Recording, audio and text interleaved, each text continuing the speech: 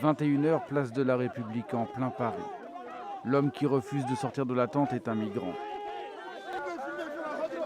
Il sera finalement délogé comme tous les autres, mais non sans mal. Une évacuation musclée et des scènes de violence sous les huées des militants. Tout a commencé 2 heures plus tôt. En quelques minutes, environ 500 migrants et militants installent des tentes sur la place emblématique.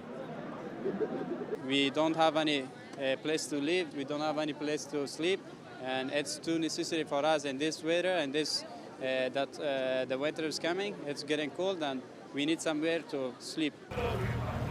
Une opération montée par l'association Utopia 56 avec ces migrants délogés la semaine dernière d'un camp de Saint-Denis et qui n'ont pas été relogés.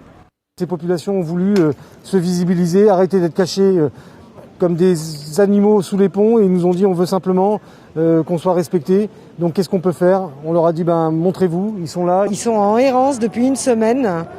Quand je dis en errance, c'est vraiment à être systématiquement repoussés par les forces de l'ordre un petit peu partout dans Paris pour éviter qu'ils se regroupent. Et du coup, ils ont à peine accès aux distributions alimentaires. Dans la soirée, les policiers poursuivent migrants, militants et journalistes dans les rues de Paris à coups de grenades lacrymogènes. À plusieurs reprises, le journaliste Rémi Buisine est pris à partie par un policier, puis violemment projeté au sol.